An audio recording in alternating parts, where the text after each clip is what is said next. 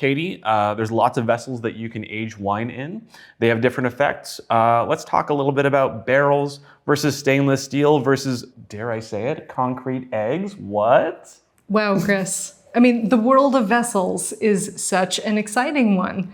Many winemaking decisions, of course, can vary the style of the ultimate wine by changing both the size and the shape, or even the material of the vessel. So what we are commonly familiar with big red wines is that they've been aged in maybe French oak in these 225 liter barrels, which is very typical in Bordeaux. So that's kind of where we've grown up with a lot of our ideas about oak here in the States.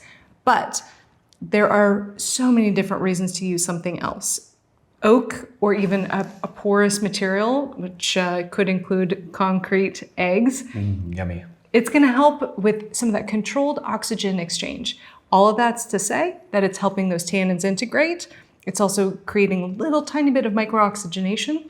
So maturing the wine in the vessel determines some of the style. I think that's a very accurate way of describing it, but we also have to think about stainless steel tanks. Oh, so we've moved away from wood in that case because stainless steel tanks don't allow as much oxygen exchange, and that way we can keep the wine very fruity and focused on its primary aromatics. So if you want a wine that's really focused and fresh, that's how you go. If you want a wine that's more balanced and nuanced, you probably want to put it in oak barrels. Would you say that's accurate? I would. So for our friends out there outside of the tasting salon, what are some white wine? Well, what are some wines that we could expect stainless steel produced?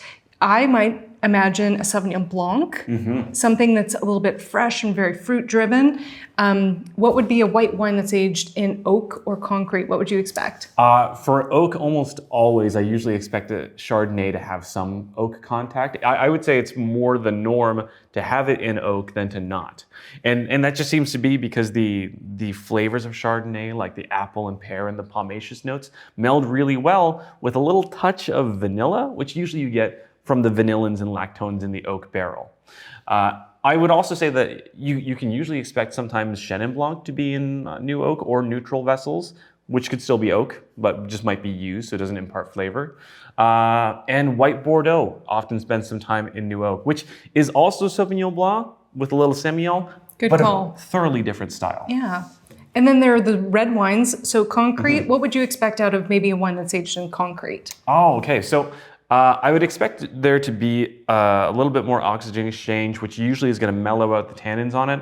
And the one that I see the most is a producer in Argentina called Zucardi that famously uses concrete eggs on a lot of their wines. So Malbec, which tends to be similarly bold like a Cabernet Sauvignon with big tannins, can be relaxed a little with the use of a concrete egg without imparting flavor and losing the nuance of like purple flowers you get out of a good Malbec. So you get that fleshy texture without the oak influence. Absolutely, yeah.